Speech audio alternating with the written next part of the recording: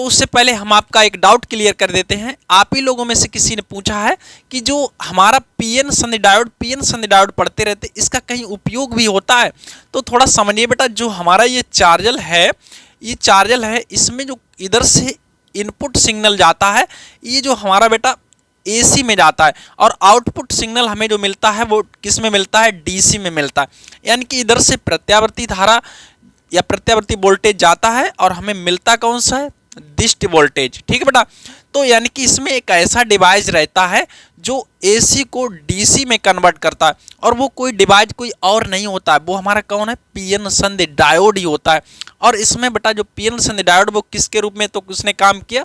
दिष्ट कार्य के रूप में, यानी कि एसी धारा को, एसी वोल्टेज को दिष्ट वोल्टेज में बदल रहा है बेटा। तो वही हम लोग यहाँ पे सीखने वाले हैं कि जो हमारा पीएन संधि डायोड है वो दिष्ट कार्य के रूप में कैसे काम करेगा। लेकिन जो हमारा यहाँ पे टॉपिक होगा वो अर्ध तरंग के रूप में यहाँ पर काम करेगा। अगले आने वाले वीडियो में हम आपको बेटा समझाएंगे कि ये पूर्ण तरंग दिष्ट कार्य के रूप में कैसे काम करेगा। उससे पहले ये समझना जरूरी है। ठीक है बेटा, तो आई होप आप इस चीज को समझ पाए होंगे। तो चलिए अब हम लोग बढ़ते हैं अपने टॉपिक पर। हम लोग सीखेंगे कि पीएन संधि डायोड अर्ध तरंग दिष्ट कार्य के रूप में कैसे काम करता है। तो देखो बेटा, ये जो हमारा है एक ट्रांसफर ऊंचाई ट्रांसफार्मर लगा हुआ है। कौन सा ट्रांसफार्मर लगा बेटा? ऊंचाई ट्रांसफार्मर। ऊंचाई ट्रांसफार्मर यहां पर लगा रहता है। ठीक है बेटा, अब समझिए हमें क्या करते हैं हम लोग, इसमें एक देखिए बेटा पीएन संधि डायोड यहां पर लगा के रखा है, और यहां पर एक लोड प्रतिरोध लगा हुआ है आरएल। इस लोड प्रतिरोध के सिरों से हमें मिलेगा निर्गत वोल्टेज, और जो जिस वोल्टेज का हमें दृष्टिकरण करना होता है बेटा, उसे हम लोग क्या रखते हैं? यहाँ पर लगा के रखते हैं ट्रांसफार्मर पी की प्राथमिक कुंडली से।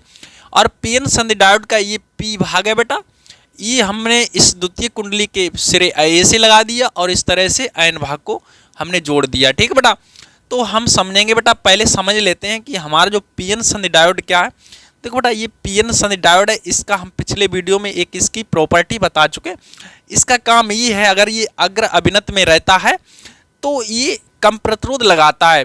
जो वैद्युत धारा है उस पर क्या लगाता है? कम प्रतिरोध लगाता है, जिससे वैद्युत धारा प्रवाहित होती रहती है अग्र अभिनत में। और उत्क्रम अभिनत में क्या करता है? ये जो मतलब प्रतिरोध है वो अधिक प्रतिरोध लगाता है, इसलिए इसमें वैद्युत धारा प्रवाहित नहीं होती है। अच्छा, अग्र अभिनत क्या होता है? तो अग्र अभिनत, उत्क्रम अभिनत, ये बेटा इस पे वैसे हम डिटेल में वीडियो बना चुके हैं। अब आप उधर तो जाने वाले हो नहीं, मतलब इतने तो आलसी हो। ठीक है, फिलहाल में हम आपको समझा दे रहे हैं यहीं पे। देखिए बेटा, अग्र अभिनत का मतलब ये होता है जो पी भाग है, यानी कि ये धन भाग होता है, और ये धनात्मक होना चाहिए, मतलब। और जो आयन भाग है ये ऋण विभव पर होना चाहिए, मतलब आयन का जो विभव है वो कम होना चाहिए और पी का विभव अधिक होना चाहिए। तो समझ लीजिए अग्र अभिनत में। और इसका अगर उल्टा कर दें, मतलब इधर पी वाला है, इधर विभव कम हो और इधर वोल्टेज मतलब अधिक हो आयन की तरफ, तो समझ लीजिए कि हमारा जो है उत्क्रम अभिनत में। ठीक है, तो कहने का मतलब है अगर जो पीएन संधि डायोड है वो हमारा अग्र अभिनत में तो अधिक मतलब प्रतिरोध कम लगाएगा और इसमें से वैद्युत धारा प्रवाहित होगी, और उत्क्रम अभिनत में है तो ये प्रतिरोध अधिक लगाएगा तो इसमें से वैद्युत धारा प्रवाहित नहीं होगी। इसी प्रॉपर्टी के कारण ये बेटा डायोड वाल्व की भांति व्यवहार करता है। तो इतना हम लोग यहाँ पे लिख देते हैं। ठीक है बेटा, यहाँ पे क्या लिख देते हैं बेटा? यहाँ हम लोग यहाँ पे क्या हमारा पीएन संधि डायोड, इसमें देखिए रचना में लिखेंगे बेटा। ठीक है, पीएन संधि डायोड मतलब क्या करता है? अग्र अभिनत में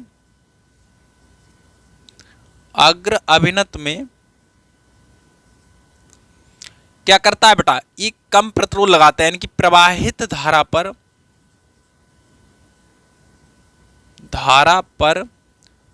कम प्रतिरोध तथा उत्क्रम अभिनत में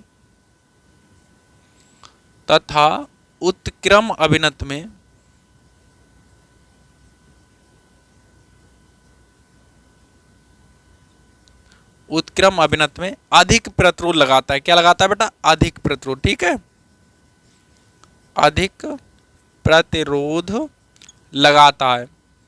इतना तो आपको पता ही हो गया। ठीक है बेटा, मतलब ये अग्र अभिनत में क्या करेगा? कम प्रतिरोध लगाएगा और उत्क्रम अभिनत में अधिक प्रतिरोध लगाएगा। इस गुण के कारण यह डायोड वाल्व की भांति व्यवहार करता है। इस गुण के कारण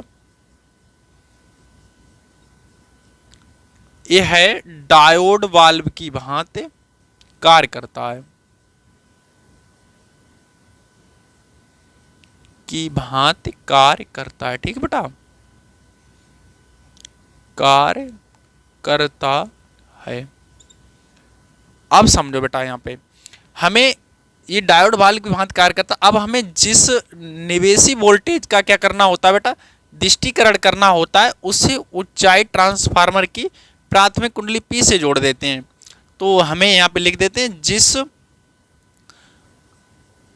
निवेशी वोल्टेज का दृष्टिकरण करना होता है। क्या करना होता है बेटा, दृष्टिकरण करना होता है, उसे क्या करते हैं, उसे ऊंचाई ट्रांसफार्मर की प्राथमिक कुंडली P से जोड़ देते हैं। उसे ऊंचाई ट्रांसफार्मर की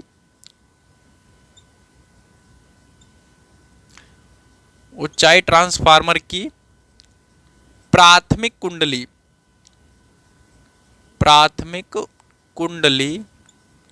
P से जोड़ देते हैं। P से जोड़ देते हैं। इतना तो आप कर ही सकते हैं बेटा। इसे कहाँ जोड़ दिया, P से। और पीएन संधि डायोड के P भाग को क्या करते हैं बेटा, पीएन संधि डायोड के P भाग को द्वितीय कुंडली जो हमारी S है इसके बिंदु A से जोड़ देते हैं। ठीक है बेटा, तथा पीएन संधि डायोड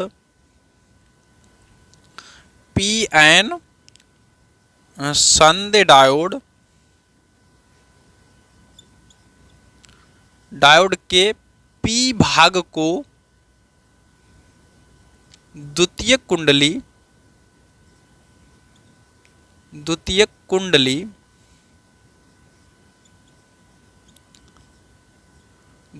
जो S है ना, इसके बिंदु A से जोड़ देते हैं। S के सिरे A से जोड़ देते हैं। द्वितीय कुंडली S के सिरे A से जोड़ देते हैं। A से जोड़ देते हैं। ठीक है बेटा, और आयन भाग को ये लोड प्रतिरोध है ना, इसके बिंदु C से जोड़ देते हैं, तथा आयन भाग को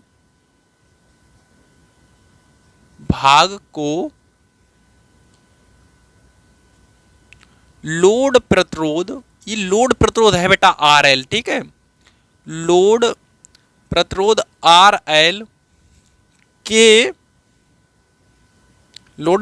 RL के बिंदु C से जोड़ देते हैं।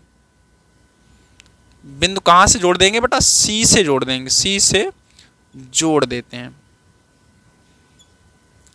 और लोड प्रतिरोध CD का बिंदु क्या करते हैं, D को इसी के जो द्वितीय कुंडली है इसके बिंदु सिरे B से जोड़ देंगे।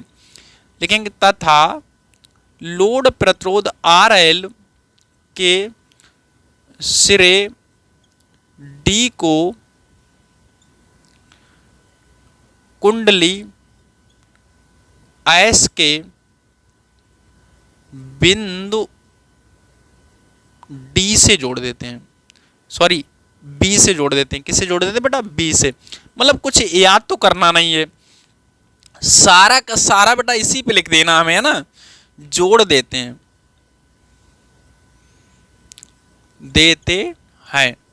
तथा निर्गत, जो हमें निर्गत वोल्टेज है लोड प्रतिरोध के सिरों पर प्राप्त हो जाता है, तथा निर्गत वोल्टेज लोड प्रतिरोध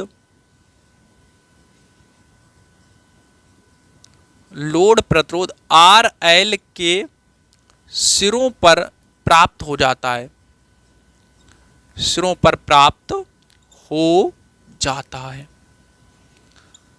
तो यहां तक बेटा ये हो गया। आप इतना कर भी सकते हैं, कोई दिक्कत नहीं। हमने क्या किया बेटा, हमने पहले बता दिया कि जो हमारा पीएन संधि डायोड है ये अग्र अभिनत में प्रवाहित होने वाली धारा पर कम प्रतिरोध तथा उत्क्रम अभिनत में प्रवाहित होने वाली धारा पर अधिक प्रतिरोध लगाता है।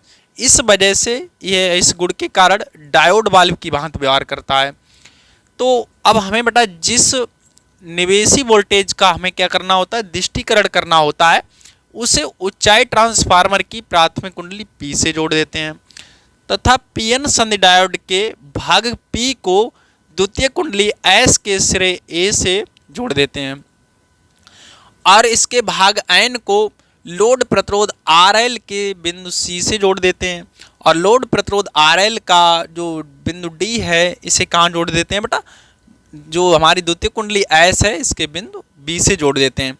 और इस प्रकार जो हमें निर्गत वोल्टेज प्राप्त होता है वो लोड प्रतिरोध के सिरों पर हम लोग प्राप्त कर लेते हैं। इतना यहाँ पर बेटा हो गया है। अब हम लोग यहाँ पे समझेंगे इसकी क्रिया विधि, ये कार्य विधि इसकी क्या है बेटा, यहाँ पे समझिए। हमें पता होता है बेटा जो हमारा निवेशी वोल्टेज होगा वो कुछ इस तरह से चलता है। जो हमारा AC में है, किस में है, AC में अगर है तो वो इसी तरह से चलता है। पहले एक डायरेक्शन में जाता है प्लस में, फिर इसके बाद दूसरे माइनस में चला जाता है, फिर प्लस में चला जाता है एक चक्कर इसका, फिर माइनस में चला जाता, ऐसे होता ना। तो बेटा देखिए जो प्रथम आधे चक्कर की बात करें हम लोग, प्रथम आधे चक्कर की, तो ये हमारा ऊपर का हिस्सा धनात्मक रहेगा, ऊपर का A क्या रहेगा, धनात्मक रहेगा, और B जो है वो हमारा कैसा रहेगा, नेगेटिव रहेगा। मतलब इसकी अपेक्षा A जो है B सिरे की अपेक्षा उच्च विभव पर रहेगा और ये हमारा निम्न विभव पर रहेगा। तो अब समझिए बेटा अगर ये निम्न विभव पर है, यानी कि एक तरह समझ ले नेगेटिव है, कुछ भी सही, मतलब ये उच्च विभव पर है और ये निम्न विभव पर है, मतलब ये आया इस तरह से N के साथ जुड़ा और ये हमारा P के साथ जुड़ा। अब यहाँ समझिए P उच्च विभव पर, N निम्न विभव पर है, तो इसका मतलब ये हुआ है कि बेटा जो पीएन संधि डायोड है अग्र अभिनत में है, राइट। तो कहने का मतलब है प्रथम आधे चक्र में क्या होता है, जो पीएन संधि डायोड होता है वो हमारा अग्र अभिनत में होता है और ऐसी स्थिति में बेटा ये अपने से वैद्युत धारा प्रवाहित होने देता है, ठीक। अब इसका उल्टा हमारा हो जाता है दूसरे आधे चक्र के लिए। मतलब क्या होता है दूसरे आधे चक्र के लिए, अब समझिए बेटा इसका उल्टा हो जाता है। मतलब अब ये हो जाता है उच्च विभव पर और ये हो जाता है निम्न विभव पर। तो अब हमारा N हो जाएगा उच्च विभव पर, P हो जाएगा निम्न विभव पर। तो ऐसी स्थिति में जो पीएन संधि डायोड है वो हमारा उत्क्रम अभिनत में हो जाएगा और जब ये उत्क्रम अभिनत में हो जाएगा तो इसमें वैद्युत धारा प्रवाहित नहीं होगी। तो इस तरह से ऐसा होता है। तो प्रथम आधे चक्र में लोड प्रतिरोध के सिरों पर C से D की ओर वैद्युत धारा प्रवाहित होती है और बाकी का जो शेष आधा चक्र है उसमें इसके चक्र वो है वो कट जाते हैं, तो हमारे चक्र कट जाते हैं। तो इस तरह से हमें जो निर्गत वोल्टेज प्राप्त होता है वो कुछ इस टाइप से बेटा प्राप्त होता है। इसके आधे चक्र प्राप्त होते हैं और नीचे के जो चक्र हैं वो कट जाते हैं। तो इस तरह से जो हमें निवेशी वोल्टेज यहाँ पर बेटा प्राप्त होता है। तो यही सारी कहानी यहाँ पर लिखनी है, ठीक है। तो हम लिखे देते हैं जिससे आपको याद भी होएगा और फिर आप इसे स्क्रीनशॉट ले लेंगे तो आप नोट भी कर सकते हैं बाद में, ठीक है बेटा। तो अब हम लोग समझ लेते हैं इसकी कार्य विधि बेटा क्या है। तो यहाँ पे हमने बताया है कि प्रथम अर्ध चक्र में क्या होता है, इसका जो द्वितीय कुंडली है इसका सिरा A सिरे B के सापेक्ष कैसा होता है, धनात्मक होता है। तो यहाँ पे लिखते हैं बेटा कि प्रथम अर्ध चक्र में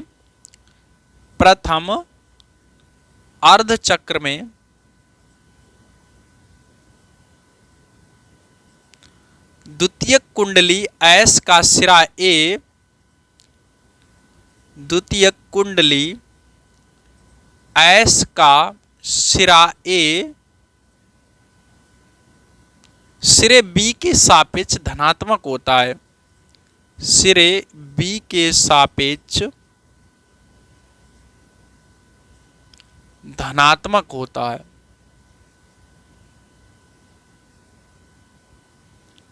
अब जब ऐसा होगा बेटा तो ऐसी स्थिति में पीएन जो संधि डायोड होता है वो अग्र अभिनत में होता है। कैसा होता है, अग्र अभिनत में होता है, ठीक है।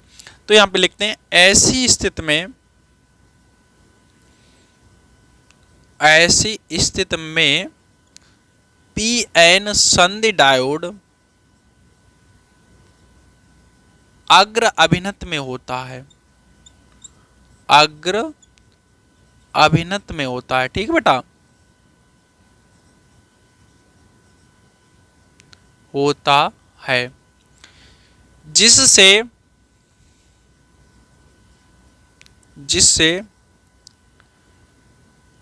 लोड प्रतिरोध में, जिससे RL में, यहाँ पे लिख देते RL में वैद्युत धारा प्रवाहित होती है,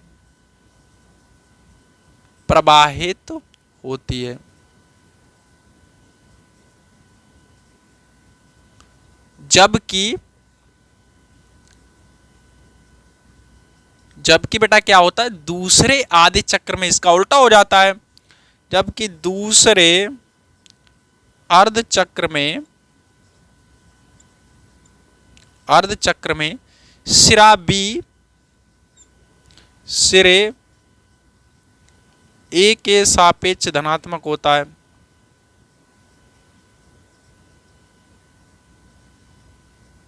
अब ये धनात्मक हो गया, तो ऐसी कंडीशन में बेटा क्या हो जाएगा, ये हमारा पीएन संधि डायोड उत्क्रम अभिनत में हो जाता है। तो ऐसी स्थिति में पीएन संधि डायोड उत्क्रम अभिनत में होता है। कैसा होता है बेटा, उत्क्रम अभिनत में होता है, उत्क्रम अभिनत में होता है, जिससे RL में वैद्युत धारा प्रवाहित नहीं होती है, RL में वैद्युत धारा प्रवाहित नहीं होती है, वैद्युत धारा प्रवाहित नहीं होती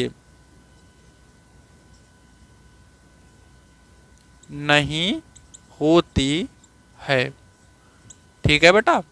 अब इसमें से वैद्युत धारा प्रवाहित नहीं होगी। अब जब बेटा वैद्युत धारा प्रवाहित नहीं होती तो क्या होता है, प्रथम आधे चक्र, तो इससे हमें बेटा क्या होता है, निर्गत वोल्टेज के आधे चक्र प्राप्त होते हैं। ठीक बेटा, जिससे निर्गत वोल्टेज के आधे चक्र प्राप्त होते हैं, आधे चक्र प्राप्त होते हैं, और आधे क्या हो जाएंगे बेटा, कट जाते हैं, प्राप्त होते हैं, तथा शेष आधे चक्र कट जाते हैं। शेष आधे चक्र क्या होते हैं बेटा, कट जाते हैं।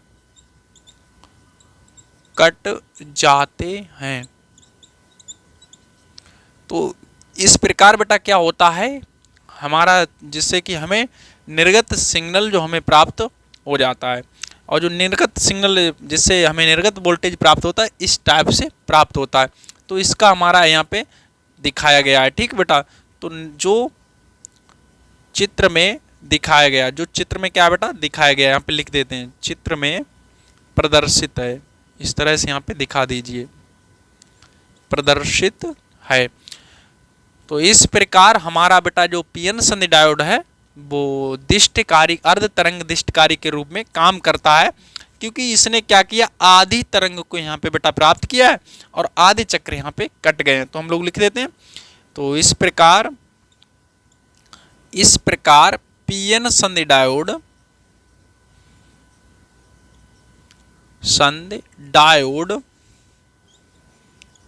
अर्ध तरंग दिष्टकारी के रूप में कार्य करता है, तरंग दिष्टकारी के रूप में कार्य करता है। ठीक बेटा, कार्य करता है। तो इस तरह से बेटा हमें ये प्राप्त हो जाता है अर्ध तरंग दिष्टकारी के रूप में। और आई होप आपको वीडियो पसंद आया तो लाइक करिए और दोस्तों में शेयर करिए। अगले वीडियो में बेटा हम लोग बात करेंगे जो हमारा पीएन संधि डायोड पूर्ण तरंग दिष्टकारी के रूप में कैसे काम करेगा। और अगर बेटा आपको कोई इसमें प्रॉब्लम आती है तो वो आप कमेंट में पूछिए। तो चलिए मिलते हैं हम लोग अगले वीडियो में, तब तक के लिए अपना ख्याल रखिए। जय हिंद।